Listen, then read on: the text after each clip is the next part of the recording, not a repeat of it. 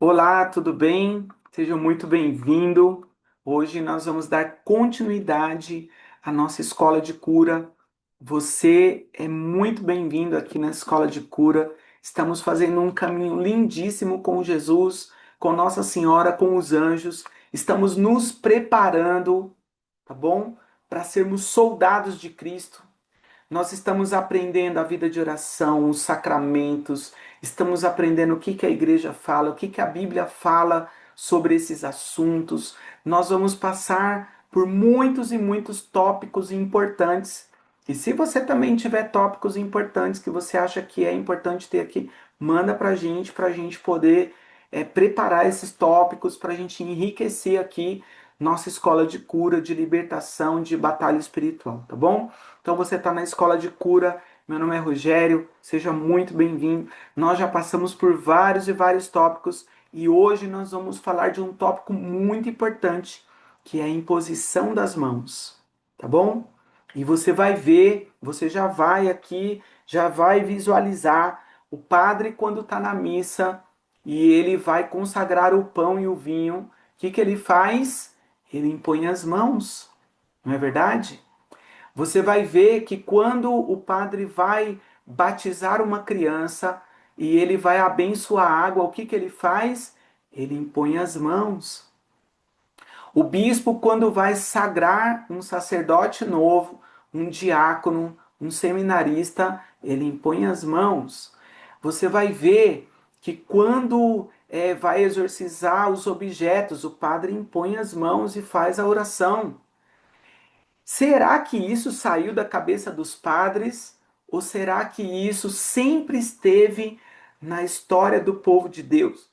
Será que sempre isso esteve na história da salvação?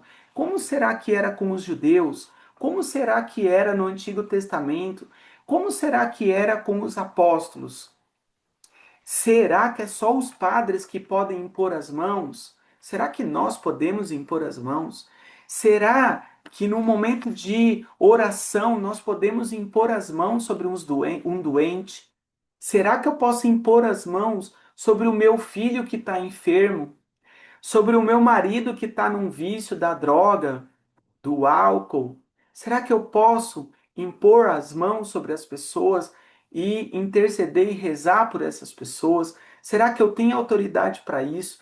Será que quando eu imponho as mãos, sai um fogo que queima a pessoa? É um poder que eu tenho? O que será que é isso? Por que as mãos?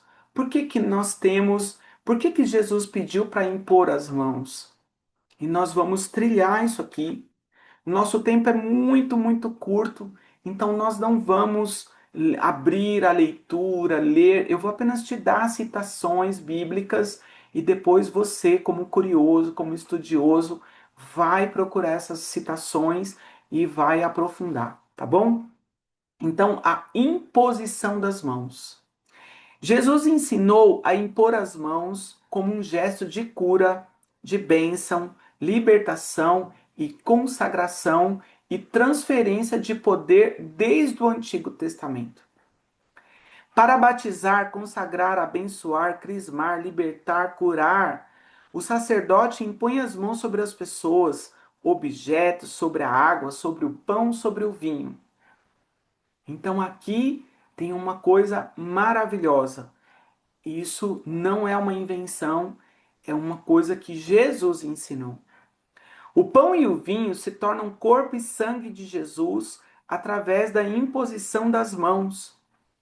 No caso das pessoas, objetos e lugares, também há uma transformação e a bênção de Deus sobre tudo que é imposto, as mãos, tudo que impõe as mãos, há uma transformação. Gente, olha que coisa maravilhosa. Quando o padre impõe as mãos sobre o pão e o vinho, já não é que ele faz a consagração eucarística, já não é mais pão, já não é mais vinho. Aqui é o milagre da transubstanciação. Essa semana eu estava vendo um monsenhor que ele estava consagrando a hóstia e a hóstia se levanta da patena. Não sei se você já viu, coloca milagre eucarístico na internet e aí a hóstia se levanta. Naquele momento que o sacerdote impõe as mãos na pessoa de Jesus, aquele pão, aquele vinho já não é mais pão, já não é mais vinho, se torna corpo e sangue de Jesus. Jesus, ele nos enviou também para que nós, como discípulos, como ministros, como batizados, nós também possamos ir aos quatro cantos da terra e impor as mãos sobre os doentes, sobre os enfermos, e eles serão curados, serão libertos, mas não é pelo meu poder. Eu não tenho nada, eu não posso oferecer nada. Mas quando nós impomos as mãos, é o próprio Jesus, é o próprio Deus que age, é o próprio Deus que vai curar, que vai libertar, que vai purificar aquela vida. E os sacerdotes, eles ainda têm uma bênção a mais ainda, porque eles podem abençoar objetos, consagrar a água, exorcizar o óleo, exorcizar o sal. Mas não significa que você não possa abençoar a sua casa, abençoar os seus filhos, abençoar, né? Nós temos um vídeo maravilhoso, eu vou procurar ele e vou colocar no grupo da Escola de Cura para você ver como que os judeus tratam tão bem essa coisa da bênção. Eles abençoam os filhos todos os dias. Quando sai de casa, quando volta de casa, abençoa a esposa abençoa o marido. Uma vez por semana, os judeus se reúnem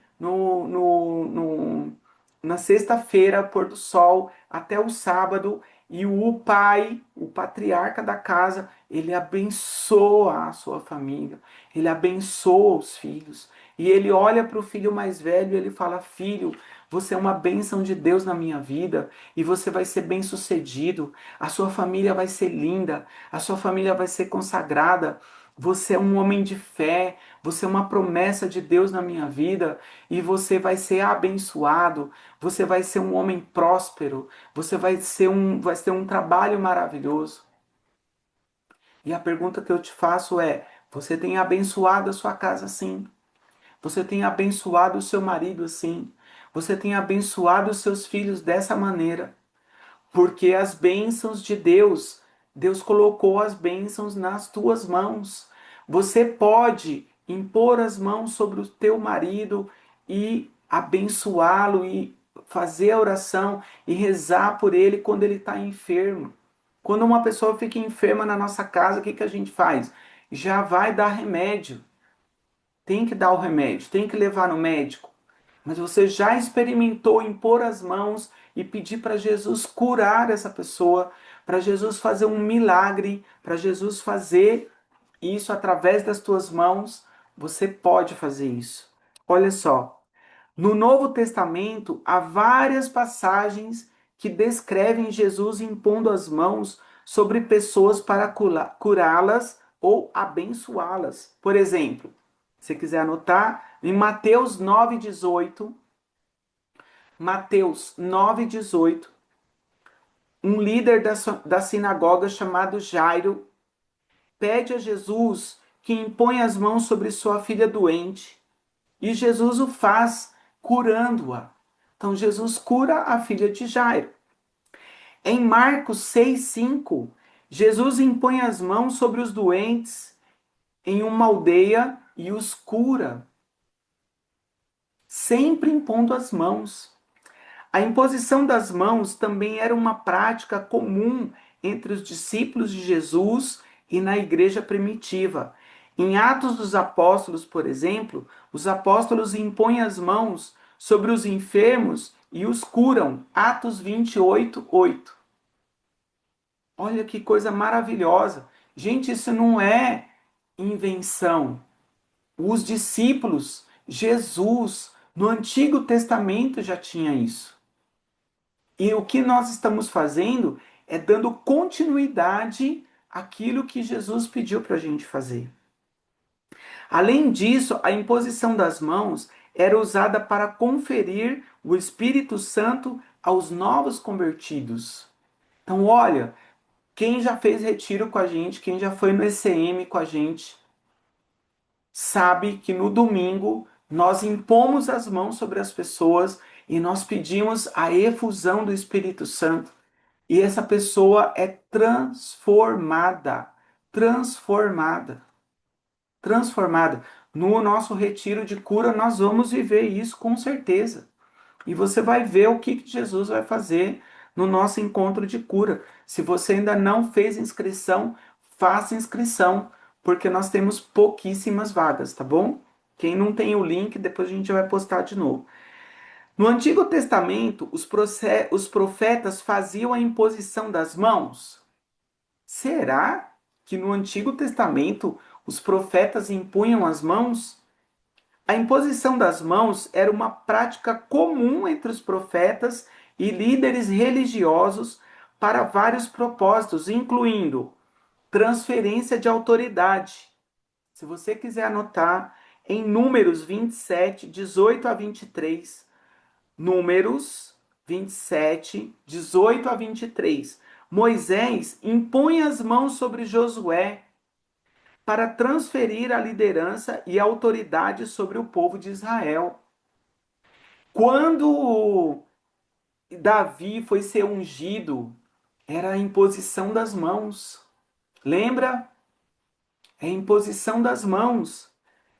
Bênção em Gênesis 48, 13 e 20. Gênesis 48, 13 a 20. Jacó impõe as mãos sobre os filhos de José, Efraim e Manassés, para abençoá-los. Então, não é uma invenção do seu padre, não é uma invenção do seu grupo de oração, não é uma invenção quando você vai no retiro e as pessoas impõem as mãos para pedir a cura, pedir libertação, pedir milagres. Isso é uma coisa que desde a história do povo de Israel já acontecia e depois Jesus enviou-nos também. Sacrifícios e ofertas. A imposição das mãos sobre animais para sacrifícios era uma prática comum, simbolizando a transferência da culpa ou do pecado para o animal. Então você sabe que no Antigo Testamento, né, era feito um sacrifício no templo, se escolhiam os animais para serem sacrificados em expiação pelos nossos pecados. E depois você sabe que Jesus assumiu o lugar desses animais como o cordeiro, se ofereceu no nosso lugar e morreu por nós no nosso lugar. Mas no Antigo Testamento, antes de matarem o animal, eles impunham as mãos e oravam. A imposição das mãos no Antigo Testamento era um gesto que representava a transferência de algo, seja autoridade, bênção ou culpa. Essa prática foi continuada no Novo Testamento, como vimos anteriormente com Jesus e seus discípulos impondo as mãos para curar, abençoar e transferir o Espírito Santo. Você viu que quando Jesus, lá na ascensão, antes de Jesus subir aos céus, os apóstolos estão reunidos lá no cenáculo. Jesus entra, impõe as mãos sobre eles e sopra o Espírito Santo. Impõe as mãos e sopra o Espírito Santo. Então, isso é ensinamento de Jesus. A imposição das mãos sobre os doentes e enfermos é uma prática comum, especialmente no contexto da unção dos enfermos. É um dos sacramentos. Então, olha só, gente, quando tem uma pessoa muito doente, o que que você faz? Você já impõe as mãos sobre ela, pede cura, pede milagre, unge ela com o óleo, com a água benta, coloca um crucifixo nela, entendeu? E você pode pedir um sacerdote, se for possível, para ele vir até a pessoa da unção dos enfermos. Antigamente, esse sacramento se chamava extrema-unção. Então, quando vinha o padre da extrema-unção, pronto, a pessoa já ia morrer, né? E não, na verdade, é o contrário. Quando o padre vem e dá o sacramento da unção dos enfermos para a pessoa, muitas vezes acontecem milagres da pessoa já se recuperar e sair da cama e aquela enfermidade sair. Então, quando tiver alguém doente, chama o sacerdote para dar unção dos enfermos. O que que ele vai fazer? Vai impor as mãos. Mas se não tiver um sacerdote, você mesmo impõe as mãos, reza, intercede com força, né? Ah, Cecília, foi o que aconteceu com minha mãe na UTI. Quantos casos, quantos milagres nós temos de depoimentos que a gente impondo as mãos sobre as pessoas são curadas, são libertas. E nós temos essa graça e nós temos medo, medo não sei do que. O poder não é seu, o poder é de Jesus. Quem cura, quem faz o milagre é Jesus. Você só tem que fazer o gesto. Senhor, nesse momento eu estou aqui. Cura, Senhor, liberta essa pessoa de toda a falsa enfermidade, de toda a doença, de todo o trauma, de toda a tristeza. Tira tudo isso, lava com o teu sangue, Jesus. E você vai impondo as mãos e quem cura é Jesus. Então, olha só, especialmente a unção dos enfermos, aqui estão algumas situações em que a imposição das mãos podem ser feitas. Olha que maravilha, gente. Então, tem a unção dos enfermos, que a gente já falou, tem a bênção dos enfermos. Então, o sacerdote ou outros ministros. Então, é isso. Se tem o sacerdote, maravilha. Que bênção, gente. Que bênção quando a gente tem um sacerdote que pode ir. Chama o sacerdote. Mas quando não tiver o sacerdote, você mesmo. Você é batizado, você é um discípulo de Jesus e enviado de Jesus. Então, os sacerdotes ou outros ministros podem impor as mãos sobre os enfermos para abençoá-los e pedir a cura, a libertação e o conforto espiritual. Então você vai lá e faz a oração, não tenha medo, tá bom? Porque não é você que faz nada, quem faz é Jesus. Você pode até fazer assim, ó, eu faço muita oração assim, né? Então nosso Padre Alberto Gambarini, então quando eu vou fazer oração pela pessoa, eu falo: Senhor Jesus, pelo sacerdócio do Padre Alberto Gambarini, pelo nosso bispo, pelos outros padres que eu conheço, eu te peço agora, Senhor, toda a intercessão, toda a cura, toda a libertação.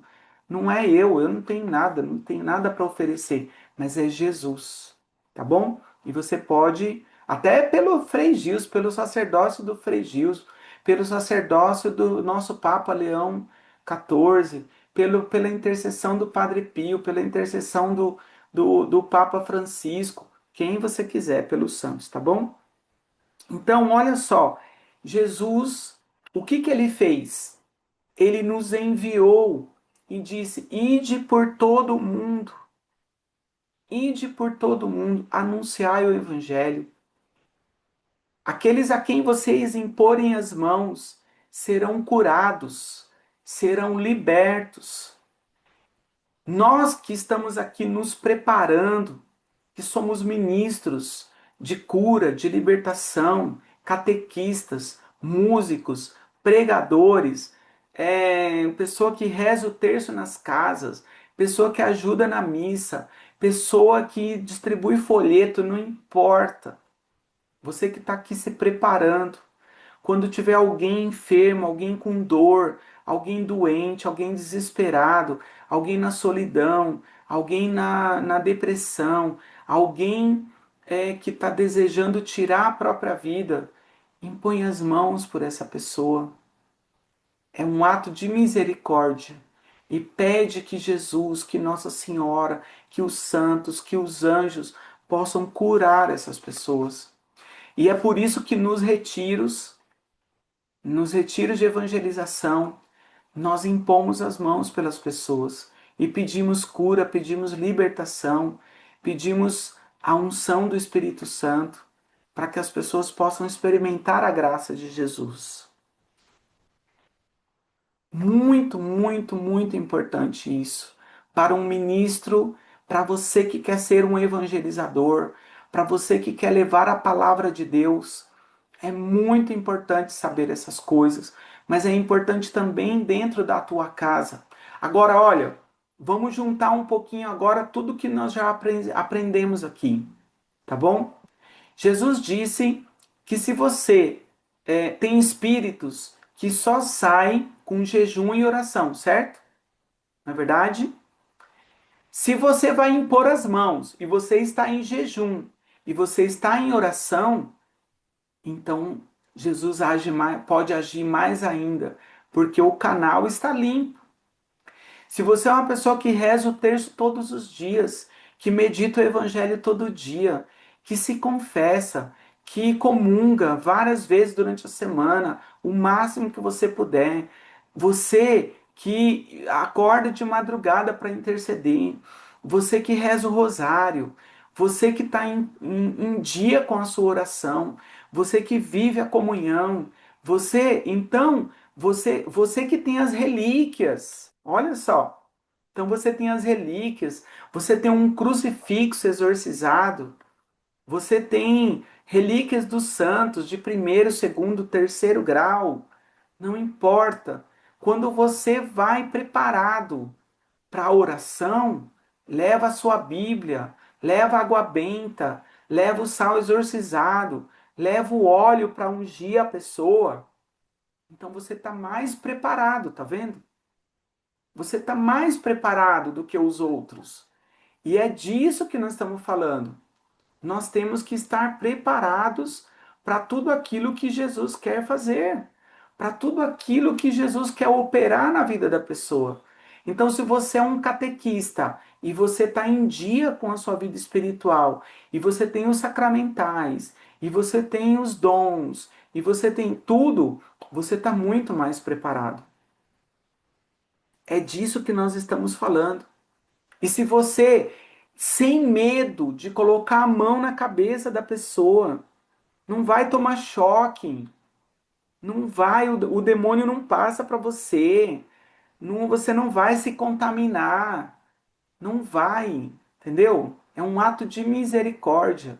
Você impõe as mãos, pode encostar na cabeça da pessoa, na nuca, nas costas da pessoa, com muita prudência, né? Então, os homens, por exemplo, têm que ter muita prudência, porque né? Então, vai orar por uma mulher, então coloca a mão na cabeça, né? Toma cuidado a parte do corpo que você vai colocar a sua mão, porque pode escandalizar, o marido pode ficar bravo, né? Toma cuidado, as mulheres também. Então, as mulheres que vão fazer oração, tomar cuidado com as roupas, tomar cuidado com a postura, tomar cuidado com as brincadeiras. Nós somos ministros de Jesus. Nós temos que tomar todo o cuidado com o que nós vamos fazer, porque o inimigo é esperto e astuto, ele pode usar uma vírgula que você está fazendo ali para estragar tudo que Jesus fez, não é? Então, tomar muito cuidado, tá bom? Aqui já vou ensinar uma outra coisa. Por exemplo, às vezes você tem que fazer uma oração por alguém e você não conseguiu se confessar essa semana e você está em pecado, tá bom? Então o que que você faz? Antes de começar a oração com todo mundo que está na sala, tá bom? Você dá as mãos todo mundo, faça sempre uma oração inicial. Nessa oração, o que que você pede? Nós temos que ser inteligentes. Pede a presença de Nossa Senhora, pede a presença dos anjos, dos arcanjos, pede a presença do Espírito Santo, a intercessão de todos os santos, dos seus santos de devoção. Então, quem é Padre Pio, quem é Santa Rita de Cássia, quem é Nossa Senhora das Graças, pede a intercessão daquilo que é forte em você. Mas tem uma oração que é muito, muito importante, duas, na verdade, que a gente vai ensinar aqui, tá bom? Que você deve fazer, que você tem que fazer. Pedir perdão dos pecados. Não é que você vai falar os seus pecados. Senhor Jesus, nessa noite, faz todo mundo repetir com você. Nós te pedimos perdão, Senhor, de todos os nossos pecados, confessados e não confessados. Que Satanás, Senhor, nunca possa usar os meus pecados contra mim, nem as consequências dos meus pecados, Senhor. Que a partir desse momento, Senhor, Satanás não tenha mais ação nenhuma sobre os meus pecados, sobre as minhas misérias, sobre tudo que eu fiz de errado, Senhor. Que nesse momento, Jesus, nós possamos estar limpos, livres na tua presença para você nos usar como instrumentos. Eu renuncio, Jesus, a todo o meu pecado, a toda a minha vontade, a todo o meu orgulho, a toda a minha soberba, Jesus, porque eu quero, Senhor, estar limpo, livre na tua presença, para ser canal da tua graça, Senhor Jesus. Obrigado, Senhor. E pode até fazer a oração, né, de perdão dos pecados, pode levar um livrinho.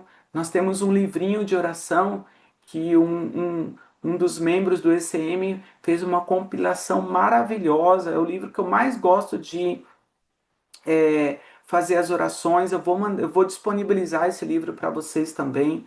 Tem todas as orações lá. Então você procura antes, faz as orações, tá bom? E pede perdão dos pecados. Maravilha!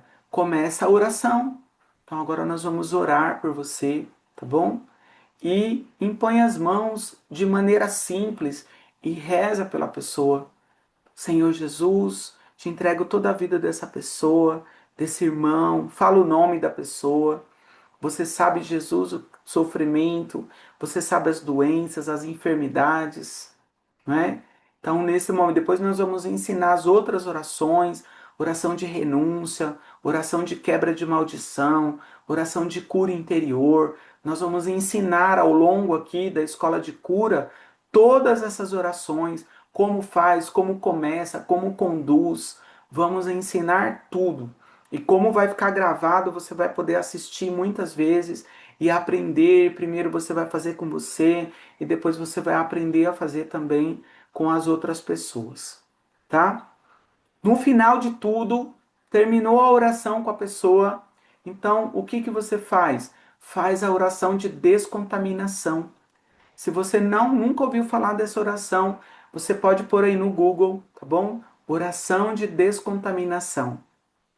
Toda vez que você for orar por alguém, que você for numa evangelização, que você for fazer uma oração numa casa, tem uma oração de descontaminação que você faz por quê? Para quebrar tudo que aconteceu naquela oração e tudo mais.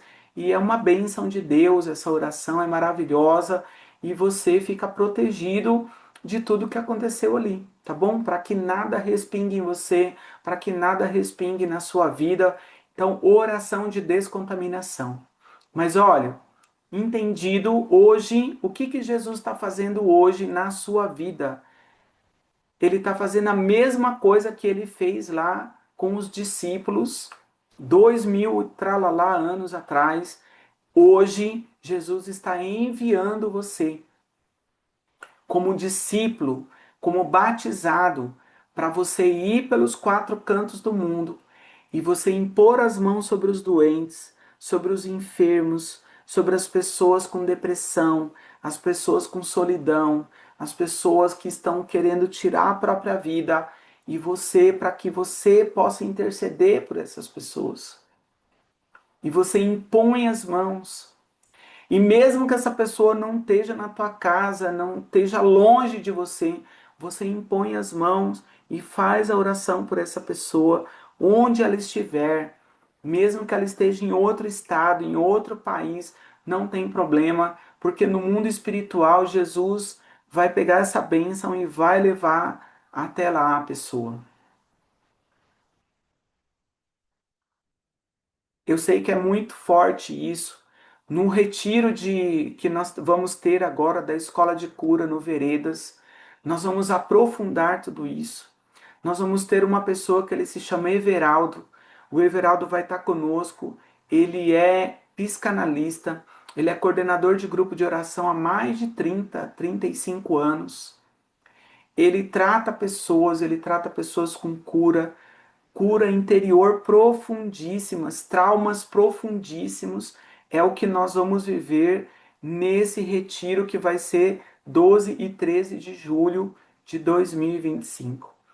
Não perca, larga tudo que você está fazendo, venha fazer. Ano passado nós tivemos tantos e tantos depoimentos de cura, de libertação, de quebra de maldições, tantas lágrimas, e esse ano não vai ser diferente.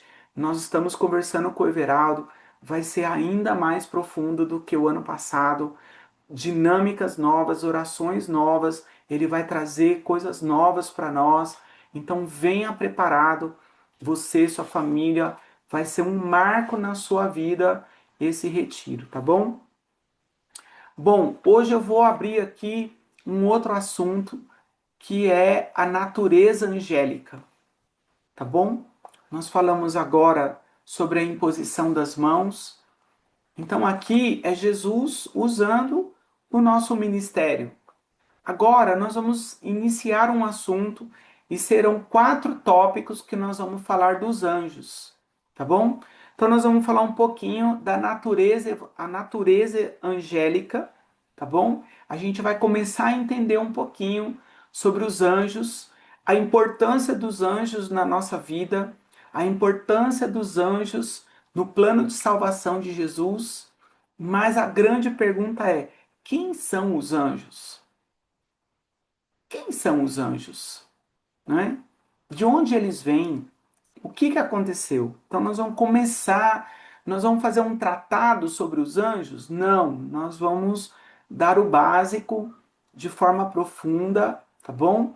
Mas você vai entender quem são os anjos, quem são essa fortaleza que está do nosso lado, que combate junto com a gente, tá bom? E você vai aprender um pouquinho mais a aprofundar esse caminho, tá? A natureza dos anjos é um tema complexo e debatido na teologia e na filosofia. De acordo com a Bíblia e a tradição judaico-cristã, os anjos são, primeira coisa, são seres espirituais. Anjos são considerados seres espirituais não corpóreos, então eles não têm corpo como a gente, tá bom? E são criaturas de Deus, eles foram criados por Deus. Onde está isso? Colossenses 1,16, tá bom? Colossenses 1,16. Os anjos, eles são imortais, são sujeitos à morte, não são sujeitos à morte como os seres humanos. Onde está isso? Lucas 20:36. Os anjos são imortais, eles não morrem, tá bom? Então aqui você já vai saber, você já sabe que tem anjos bons e tem anjos maus. E nós estamos falando dos dois aqui. A natureza dos anjos, tá bom? Então são imortais, foram criados por Deus, são seres espirituais, eles não estão limitados como nós seres humanos somos limitados, tá bom? Então a gente vai falar um pouquinho dos anjos. São extremamente inteligentes. Quando a gente diz que os anjos são extremamente inteligentes, não tem como comparar com a nossa inteligência, tá bom? É um outro tipo de inteligência muito maior, muito mais profundo. Então é por isso que sempre se diz que nós não podemos dialogar com uma pessoa possessa, porque é um anjo caído que está ali e ele é muito mais inteligente do que nós, provavelmente ele vai te enganar, tá bom? Os anjos possuem inteligência e consciência plena, capazes de entender e cumprir a vontade de Deus. Tá bom? Então, a inteligência de um anjo é diferente da nossa. São muito poderosos. Anjos têm poderes sobrenaturais, capazes de realizar tarefas que ultrapassam as capacidades humanas. Então, os anjos, eles podem fazer coisas, tá bom? Nós vamos voltar nisso aqui depois, tá? Nós vamos aprofundar esse tema do poder dos anjos, tá? Ele pode fazer coisa que você não imagina, tá? Um anjo, ele pode estar aqui comigo aqui agora e 2 segundos depois ele está com o Aldo, o mesmo anjo. e 2 segundos depois ele está com a Teresa, ele está em outro estado, em outro país. Ele não é preso no tempo e nem no espaço como nós, tá bom? Então a gente vai aprofundar um pouquinho isso aqui depois, tá? Porém, eles são criados, eles são criaturas de Deus, tá? Então, os anjos eles foram criados por Deus e a sua existência depende da vontade divina. Mas, Rogério, se os anjos são criaturas de Deus, por que que Deus deixa eles fazerem, os anjos caídos, fazer tanto mal aqui na terra? Também nós vamos responder essa pergunta. Vai ter um tema que vai falar o problema do mal, a origem do mal, problema do mal no mundo, e nós vamos falar isso de forma filosófica, teológica, vamos abordar um pouquinho disso, tá bom? Então, além disso, os anjos são classificados em diferentes categorias, tá bom? Então, os anjos não são todos iguais. Nós vamos ter os anjos. Temos os anjos, são seres espirituais que servem como mensageiros e agente de Deus. Depois nós temos os arcanjos. São anjos de alta hierarquia, como Miguel, Gabriel, Rafael, que desempenham papéis importantes na história da salvação. Nós vamos falar deles 3 também. Temos os querubins, anjos que guardam o trono de Deus e são descritos como seres alados. Onde está isso? Êxodo 25, 18, 22. Então, o que você já pode fazer essa semana?